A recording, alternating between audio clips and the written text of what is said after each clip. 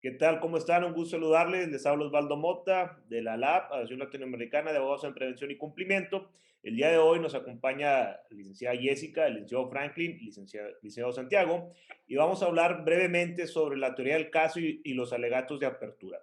No va a ser una lección de derecho lo que vamos a platicar el día de hoy, sino vamos a escuchar la experiencia de cada uno y de cada una de los abogados, abogadas, a efecto de que esto sea de uso para todos aquellos que nos siguen en redes sociales y que les interesa este nuevo sistema, en caso, siempre lo digo aquí en México, para ustedes a lo mejor no tan nuevo, pero que sí requiere más que de la lectura de los textos, escuchar de las voces que día a día están implícitos en esta actividad.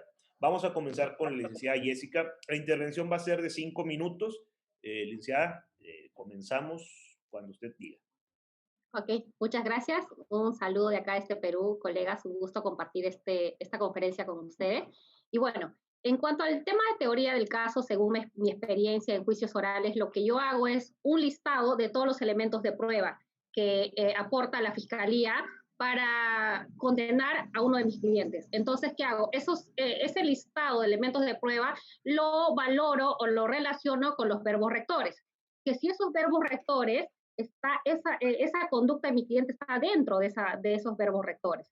Y si no está dentro de esos verbos rectores, esos elementos probatorios, entonces no tengo ya más fortaleza para qué? Para llevar un caso sólido a juicio oral y, por ejemplo, plantear mi teoría por inocente o por duda razonable. Son dos factores que yo manejo, por duda razonable o porque mi cliente es inocente, ¿no? Entonces, en base a esos dos factores, yo hago una teoría del caso. El listado que es importante en los elementos de prueba y comparar con qué, con los verbos rectores, la tipificación penal que se está incorporando como la conducta delictual que supuestamente para la fiscalía habría cometido mi cliente. Ahora, en cuanto a los temas de alegatos de apertura, yo cuando ya tengo el tema de la teoría del caso, ¿qué hago? Escucho la ponencia del fiscal y según eso, ya como ya tengo el enfoque de la tipificación penal, señalo, porque es un alegato corto, no puede ser de 2 horas, porque solamente es para decir puntos que se van a desarrollar en el juicio oral, qué es lo que se va a probar y qué es lo que no se va a probar. Entonces, cuando me toca mis alegatos, le señalo al juez que durante el desahogo de las pruebas no se va a poder acreditar los elementos de prueba que ha venido a postular la fiscalía en cuanto a la conducta delictual de mi cliente y que no va a superar esa valla de más allá de todo duda razonable. Eso es, en síntesis, lo que les puedo decir, tanto de la teoría del caso, que tiene que ir muy de la mano con los alegatos de apertura. Eso es lo que yo suelo hacer en los juicios que llevo, y llevo casos muy complejos, hay veces casos donde hay acusados 18 personas, 20 personas, hasta personas jurídicas, entonces trato de separar esos lineamientos y con eso puedo armar mi teoría del caso con los alegatos de apertura. Eso es lo que yo les podría dar Oye, en práctica de lo que yo hago, ¿no? oye, licenciada, Gracias. una pregunta que a Sí. lo mejor ahí donde cada quien le imprime tal vez su sello personal. Sobre el tema, el lema que utilizas en el alegato de apertura. ¿Qué es lo Ah, que cuál es tu experiencia o cómo llegas a ponerle ese marco importante? le pongo en ese marco importante, siempre tengo el lema y lo recuerdo, ¿no? Que la justicia debe ser honesta y no deshonesta. Y la justicia no puede ser arbitraria, sino tiene que ser de acuerdo a ley. Y si se va a acusar o se va a sentenciar a alguien, tiene que ser de acuerdo a ley y de acuerdo a los establecidos en los derechos humanos, ¿no? En base a eso. Eso siempre es mi lema. La De- justicia tiene que ser honesta y no deshonesta. Excelente. Licenciada, ¿algo que le gustes aportar? ¿Cómo? ¿Algo que gustes aportar ya para continuar con el licenciado Franklin? Claro. Yo les recomiendo a mis colegas, los que son en el mundo de la litigación, es revisar bien sus elementos de prueba, porque los elementos de prueba es donde van a poder armar bien su teoría del caso. ¿Cuál va a ser el camino correcto que van a utilizar? Una duda razonable, tu caso que puede ser por una duda razonable, o realmente vas a plantear el tema de inocente. Entonces, revisando bien tus elementos de prueba, vas a poder tener un caso sólido y vas a decir, con estos elementos la fiscalía no va a poder probar y en el desahogo de las pruebas se va a ver durante la etapa de juicio oral. Eso es lo que les recomiendo. Revisen bien las pruebas. Ser Ahí muy, está la salida. En resumen, ser muy conciso con lo que quieres decir, qué es lo que vas a probar y qué es lo que la fiscalía no va a poder probar. Exactamente. Mientras más conciso seas, más preciso, las audiencias se vuelven mucho más rápidas y mucho más entendibles, porque ya lo tienes claro. Y definir bien tu imputación con tu tipificación penal. Ahí Oye, está la salida de los casos. ¿qué lenguaje utilizar, licenciada? ¿Muy legalista o lo más sencillo que se pueda hacer? Lo más sencillo que se puede hacer. ¿Por qué lo más sencillo? Porque el cliente no es abogado. Y cuando el cliente no es abogado, entonces va a entender y va a saber que estás haciendo una defensa correcta, ¿no? Mientras más sencillo seas y hablando correctamente, das a entender más a los magistrados y no solamente a los magistrados, también a la parte que estás asesorando. Totalmente de acuerdo. Muchas gracias, licenciada, por la intervención muy interesante. Eh, continuamos con el licenciado Franklin. Licenciado, cuando gustes comenzar, por favor. Eh, Todo un gusto volver a reunirnos en esta plataforma. Siempre es un agrado compartir experiencias. En mi caso, yo creo que lo primero que hago cuando tomo un asunto es hablar con el cliente, ya sea que vayamos por defensa o que presentemos querella. En el caso de Chile, está por un lado o como parte acusadora el Ministerio Público, pero también puede haber lo que se llama un querellante, es decir, un actor que ayuda al Ministerio Público a efectos de plantear teoría del caso, plantear pruebas, pedir diligencia, etcétera, y por el otro está la defensa. En ese contexto, la principal misión como abogado, cuando se asume una defensa, es hablar con el cliente para que él hable primero libremente respecto de todo lo que él plantea como su defensa o como el ataque en caso de ser querellante. Una vez que hayamos establecido el marco general, yo le hago el cuestionamiento de cuáles son las debilidades de lo que él me está planteando, porque una cosa es que intente eh, hacer al abogado que los hechos ocurrieron de tal manera y la otra es que sea razonable en la postura. Y muchas veces ocurre que se plantean como inocentes cuando eventualmente no lo son, pero aún así la conducta de ellos eventualmente podría estar encausada en una situación de legítima defensa o alguna eximente o atenuante de responsabilidad penal. Luego de ello, la idea que yo desarrollo es generar una situación de litigación estratégica, en el sentido de que cada acto que hace el Ministerio Público en cuanto a la averiguación de los antecedentes debe ser atacado en cuanto a su legitimidad o no, o en su legalidad o no.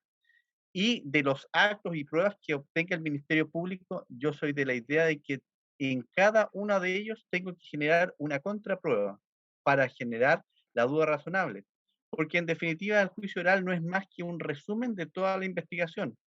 Si uno durante la investigación no pudo confrontar la teoría del Ministerio Público, no se dedicó a buscarle los errores procesales, evidentemente cuando lleguemos a juicio oral vamos a tener muy escasas posibilidades de defensa. De hecho, un autor norteamericano señala que el juicio oral es prácticamente una representación de una película, en el sentido de que el abogado es el director de su película, de su historia, pero esa tiene que estar preparada con toda la etapa previa, porque si entras a discutir en la etapa de juicio, ya el juicio está amarrado porque evidentemente, sea cual fuere la teoría del Ministerio Público, ya va a estar prácticamente coherente desde el principio hasta el final. Entonces, la idea es que cada prueba que plantee el Ministerio Público, cada prueba hay que llevarle una contraprueba o un detalle que desacredite aquello. Muy interesante, licenciado. A lo que comentas, entonces, la teoría del caso la construimos desde que, como defensores, que tenemos conocimiento de la noticia criminal, desde que el cliente llega a solicitar nuestros servicios. Que con esto, entonces, la teoría del caso debe ir evolucionando, lo comentaba la licenciada Jessica en su intervención, es que también cuando escuchas a la fiscalía, pues eso va a hacer que tu teoría del caso pues tenga que ir adaptándose a la realidad. Si bien es cierto, comienza como una hipótesis, lo comentaba el licenciado, cuando, cuando conoces, tienes conocimiento y desde un principio comienzas a elaborar entonces tu teoría del caso. Es que la teoría de caso es esencialmente dinámica porque puede suceder que el Ministerio Público tenga una idea errada O puede suceder que los peritos que realizaron las primeras diligencias, ¿cierto?, están eventualmente bajo hipótesis falsas o tienen una visión de túnel, en el sentido de que ya se hicieron una preconcepción de los hechos y el resultado no sea el científicamente correcto. Entonces, en ese contexto, aprovechando lo que decía Jessica, hay que generar el lema. Y esto tiene una trascendencia absolutamente fundamental. Ujú. Si uno toma el caso desde el primer día y lo lleva hasta el juicio oral, uno se va a empapar de toda la vivencia que tuvo ese juicio. Y eso me va a permitir resumir en pocas palabras lo que significa esa experiencia de vida para ser contada en juicio y cuál es la razón por la cual el Ministerio Público no puede ganar el caso. Porque se exacerbaron los ánimos de los peritos, porque la policía no quiso investigar, porque la defensa, por ejemplo, quedó sin pruebas, porque precisamente el Ministerio Público le prohibió o le impidió realizar tal o cual diligencia y en definitiva da una visión diferente. Totalmente de acuerdo. Licenciado, muchas gracias por tu participación. Nos aclaras muchas dudas. Licenciado Santiago, continuamos contigo, por favor, cuando gustes. Listo. Bueno, yo a diferencia de mis compañeros de Franklin y de Jessica, pues creo que o sea, el punto de partida o la base de todo creo que es la teoría del caso, los alegatos de apertura en mi país, que es Colombia. No hablamos nunca de alegatos de apertura, no, ni un estrado judicial se habla de eso, ni tampoco digamos que en la doctrina ni jurisprudencia se habla de eso, sino de la teoría del caso. Y creo que el hecho de alegatos de apertura en nuestros términos para mí es como el género y la especie dentro de una de las especies dentro de los alegatos de apertura es la teoría del caso. Aquí la forma correcta o la forma que uno maneja eh, y que se debe manejar por educación pues, norteamericana y demás cosas, es que los alegatos de apertura uno no debe hablar de una forma jurídica, uno debe hablar como si fuera un ciudadano a pie, uno debe presentar es un cuento. ¿Qué pasó para uno como defensor o como fiscal? Porque también está en la posibilidad de hacer eso. Los alegatos de apertura en Colombia son opcionales para la defensa. La defensa puede decir simplemente como nos restringimos a que nos desvirtúen la presunción de inocencia, es decir, ejercer una defensa pasiva. Si nosotros vamos a presentar una defensa activa, es decir, para promover más aún que existe una duda razonable o que no se puede desvirtuar una presunción de inocencia, pues ahí sí es prudente presentar una teoría del caso. Y en ese caso, lo que uno hace pues para reforzar todo esto es contar un cuento, decir qué pasó, cómo pasó, por qué pasó, si esa persona que uno está defendiendo, en el caso de ser defensor, estaba en ese lugar de los hechos, si no estaba. Entonces es una narración meramente, sin meterle términos jurídicos, no hay que hablar de códigos, no hay que hablar de artículos, de jurisprudencia, nada de estas fuentes del derecho es importante para eso. Además que es la carta de presentación para iniciar un juicio oral. Entonces uno es la forma en la que puede persuadir a un juez desde el comienzo. En el caso en el que, como en el colombiano, que solo tenemos jueces, que no hay jurados, si hubiese jurados de conciencia, se le presentaría la teoría del caso a ellos, se les diría todas estas cosas, y uno nunca, que un error muy frecuente que se comete en la teoría del caso, es hablar como mm, diciendo mentiras de cosas que no se pueden llegar a probar.